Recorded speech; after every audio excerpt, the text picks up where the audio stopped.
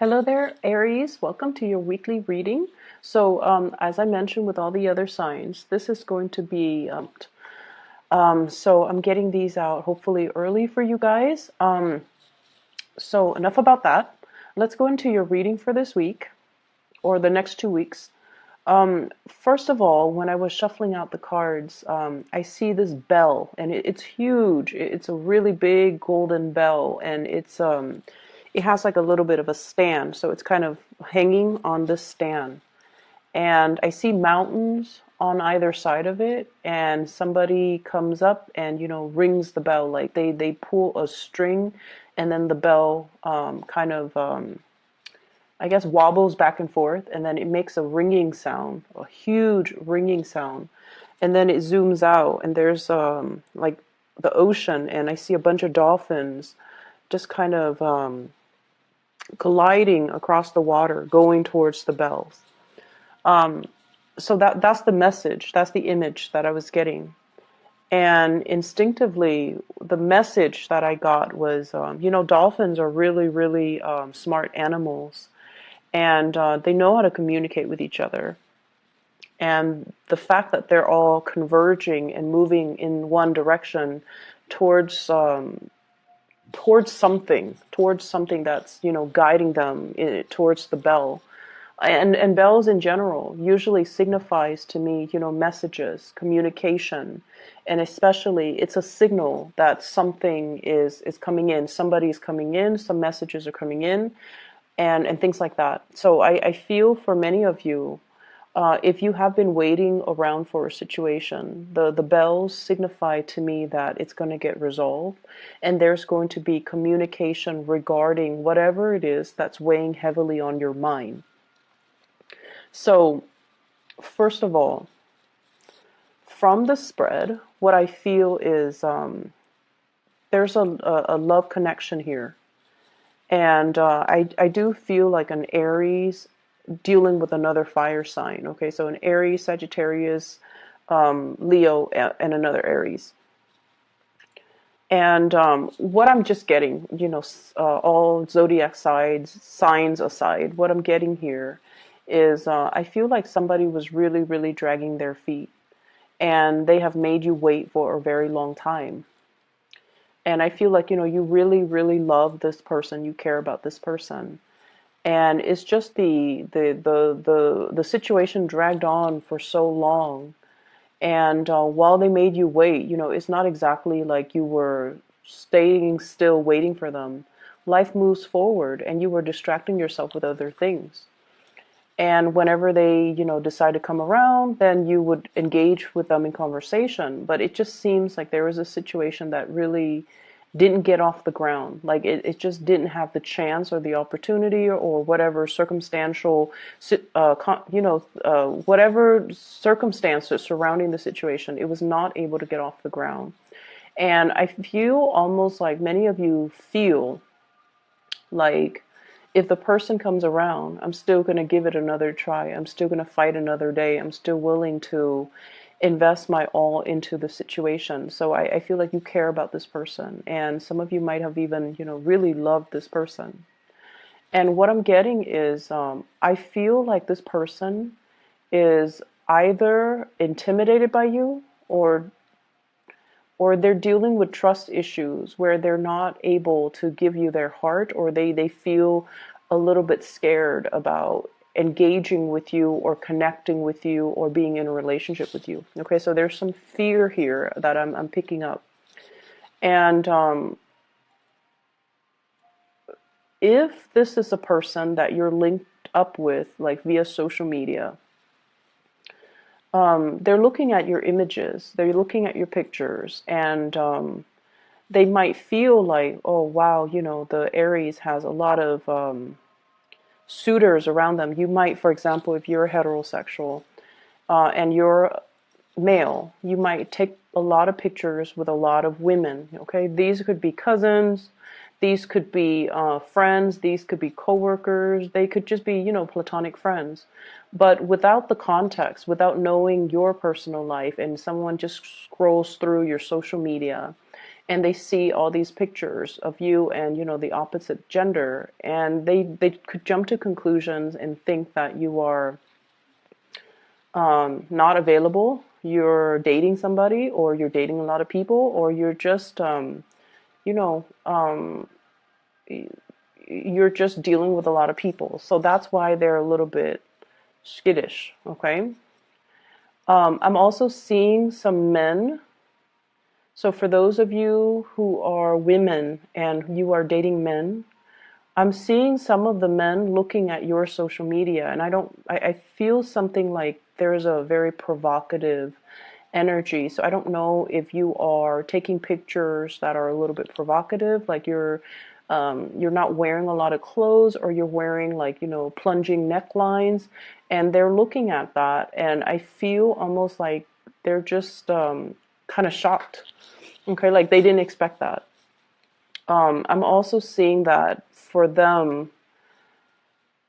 So if you're female dating men, the men are looking at your profiles or looking at your pictures, and I'm seeing a lot of chest. You know, like bearing your chest or wearing clothes that are very revealing when it comes to cleavage, when it comes to things like that.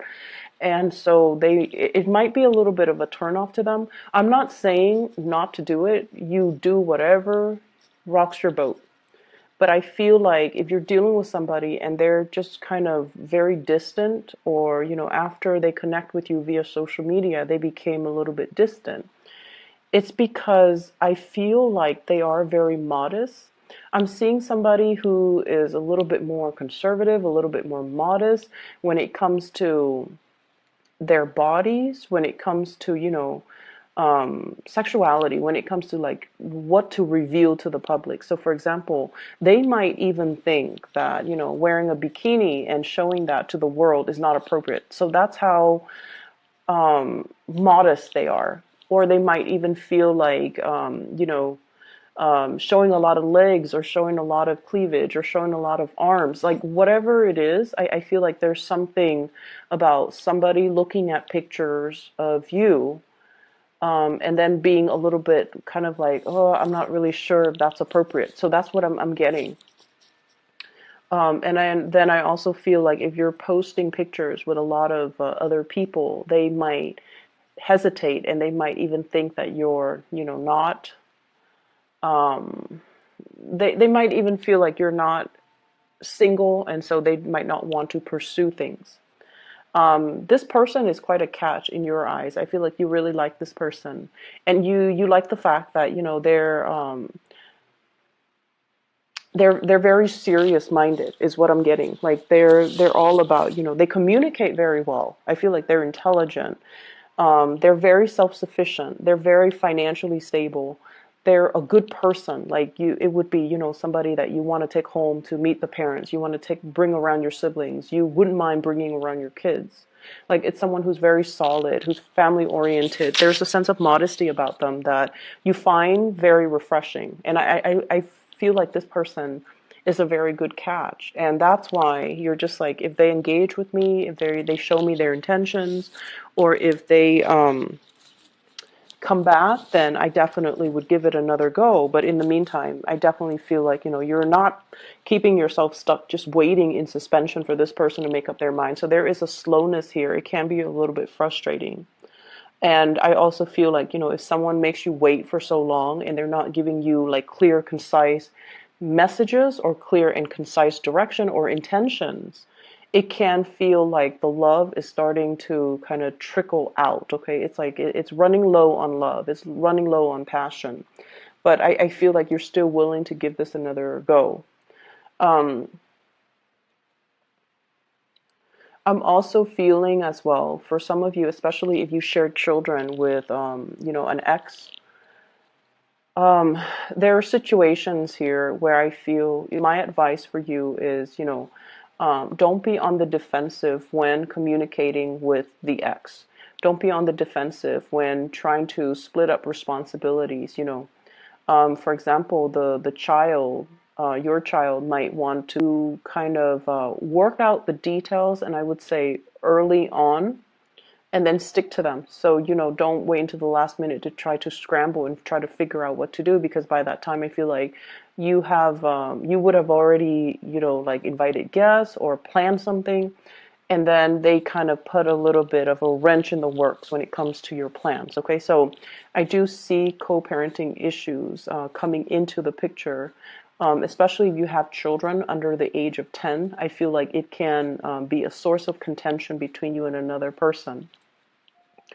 I almost feel as well, there could be, like you and an ex that chipping in. So this is a smooth energy, chipping in to get something very expensive for the children. Okay, so that's like compromising. Somebody might say, the child might need this really expensive item, and you're just like, I don't think that's a good idea, because you're like, they don't need it. They're too young for that. But I feel like there's going to be a compromise reach. Okay, so either way, it's going to be smooth out. So, once again, don't be on the defensive. Ask them follow-up questions. A lot of the times when we have strong opinions about something, so for example, if you have a 4-year-old and your ex suggests, let's get an iPad. I'll chip in half, you chip in half, and you're like, automatically your instinct is like, what does a 4-year-old do with an iPad? Why would a 4-year-old need an iPad? Why would someone even suggest that a 4-year-old gets an iPad? And so your defenses or your thoughts are overriding, just that your emotions pretty much. And I feel like the way that you ask the question, like what are you thinking? Um, Ask them follow-up questions. Just even ask them like, don't you think our child's a little bit too young for electronics? Or I'd rather not have my child be distracted with electronics. I'd rather, them play outside, or, we spend more time with them doing arts and crafts and things like that. So verbalize things. Don't jump to conclusions. Just hear the other side out, okay? And we have to really practice doing that. A lot of the times we have really strong opinions about certain things, the way things should be or should not be. And when somebody kind of puts that into question, I feel like we tend to cut them off or cut off that line of inquiry, when in fact we should explore. Why do you think it's so? Or why do you think, the child needs that? Or why do you think that's a good idea? So ask follow-up questions. And I feel like you're going to arrive at a different way of thinking, or you're going to at least understand where they're coming from. Okay, so I feel there's an element here where we kind of need to let our guard down when we communicate, so that we don't jump to conclusions, don't automatically assume the worst, or, don't, I guess, like, impose ourselves in that situation and not let the other person have their say, or not hear the other person's point of view. Okay, so as a generic message, it just signifies to me that compromise is going to be important. Um, what I feel as well is there's going to be, I see like a lot of people with extended families. You might, for example, your parents might be divorced as well. And, mom has a new family, dad has a new family. You might even have your new family. So there are just so many gatherings. I feel like you're traveling a lot. You're traveling, trying to appease everybody. I don't see you doing it in a stressful manner. I feel like it's well planned out. So I don't see you, like going to mom's at 2 and then scrambling to get to dad's family at 5. I don't see that. But I do feel like there's a lot of travel, a lot of movement, a lot of things happening, and lots of family gatherings that you have to go to. And it's a yearly thing. So I feel like you've already got the system worked out. You've already got your routine, and everything is pretty much planned out. So I definitely see like generations, at least 3 generations, grandparents. There might be the grandparents, the parents, and then you, or you might have your own children. So it's the children, you, and then your parents. But I see like lots of different households. lots of different households. So once again, that message with the bell makes sense because it's calling all the dolphins to come to one location. So it's like, this is where we meet. This is the meeting point, and this is the agreed upon location. But I see them swimming, so they're moving across, long distance too, long distances in order to be there, in order to be at this exact location at that specific time when the bells ring. Um, the other thing I'm sensing as well in this spread is for those of you who are single, there is definitely, oh, there's definitely somebody who's very, very, very attracted to you. Okay, so for those who are single, what I have here is a really, really attractive man. So I'm feeling like there's an attractive man. Well, he shows up here as the King of Wands. Once again, the cards can be, either gender. But look at this guy. He's really, really attractive. He's very attractive, and the energy that I pick up from this man, the energy I pick up from this person, is that they're really looking at you, like they're checking you out. They're looking at you with a lot of inappropriate thoughts. Okay, so like they like what they see. They definitely want to be intimate with you. That's what I'm feeling. So let me just try to unpack this. So because I feel like the circumstances could be different. So I feel like this is possibly a fire sign, Sagittarius, Aries, or Leo. This is someone that is a little bit like outdoorsy. They like to do things outdoors. They like camping, fishing, shooting guns, even going to going hiking. They're very, very athletic, possibly, and they might be into sports. I also see somebody who likes guns, like shooting guns outdoors or indoors or whatever it is.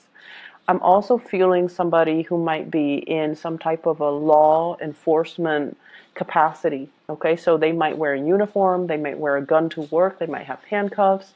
They are just very, very alpha. Their energy is really strong. They're physically strong. And I feel like they're really very attractive. For those who are single watching this, I'm sensing that, you might have gotten out of a relationship, okay? And I feel like you might have children. You might have gotten out of a relationship. You're doing the co-parenting thing with your ex. And you're just like, I don't want to be bothered. I want to take care of the kids. I want to just, do me, focus on me, climb the corporate ladder. I feel you guys are dressed really, really nice. So I'm seeing people wearing suits. I'm seeing people like you guys, Aries. I'm seeing people wearing suits, wearing silk blouses, high heels. Like you work in an environment that is also very corporate. Okay. And you go through your motions, and you keep to yourself. I feel you're friendly with people, but you're not overly flirtatious. And I feel like that person is really, really liking what they see. They really like you. They're very attracted to you. They do want to get intimate with you. Okay, and I feel if they've been holding back, you might want to check to see if they're wearing a wedding ring, because I feel like they might be in another relationship, like a serious relationship. Either they're engaged, or they're wearing a wedding band, an engagement band, or they are married. And it's almost like they can. You feel it too when you're around this person. I do see like really, really strong magnetism with this person, and it's almost like they're undressing you with their eyes. It's very inappropriate. Or I don't think they're being inappropriate, but like you can feel it because their desire is very strong. But I feel like they hold back because they're in another relationship. Okay, so I see the single Aries, and I see this person who's really attracted to you. But once again, the person is sitting down, holding back, not really making a move. And even though they feel the passion and the chemistry really, really strongly, we have here Ace of Wands. And we also have a relationship here, Four of Wands. I also feel like for those of you who are in a relationship, you might be, the energy could be flipped too. You could be feeling very attracted to another person. And this person, they dress really well. There's something about the way that they dress. They look very regal, like they look very put together. Um, they're very like, especially it's almost like they look like a model. They look like somebody out of a magazine. They dress well. All their clothes are tailored. And everything fits perfectly right the way that it should. Like they look really put together. And you're really attracted to this person. And I feel like they are attracted to you too. And there's like communication between the two of you. And I feel like the communication is very official in nature. This person is holding a falcon. And so I feel like they have really, I don't know why, but they have really, really high standards, okay? They're not just looking for a pigeon. The pigeon would signify like the communication back and forth. That is a little bit more mundane, a little bit more common. This is a falcon. This is a rare bird. This is a rare species, and this is somebody who likes the exotic. Okay, so I feel like they're very, very picky about who they get involved with. And the Nine of Pentacles is usually the bachelor or the bachelorette. It's somebody who's single, and until they are 100% sure that they want to be with somebody, that's when they're going to stop being single. Okay, so it's like somebody with high standards.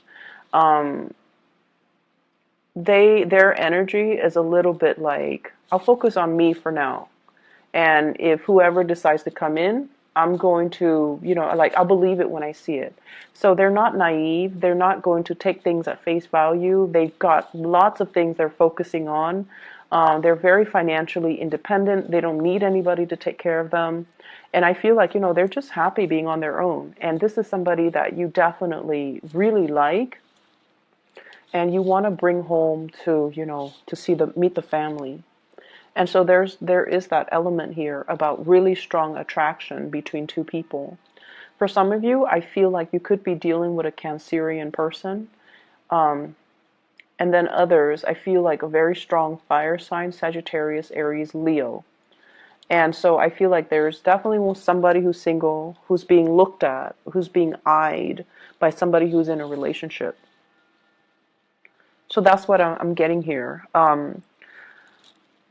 I see a lot of family things, but the family things will occupy a lot of your time, and then the flirtation, the attraction here, it is really intense, and it is very, very strong. It's it's really, really strong. It's like jumping out at me, where there's somebody with a lot of pheromones, like they're emitting pheromones, and they want you to know how they feel. But I feel like they're trying to do the right thing, and they're not trying to.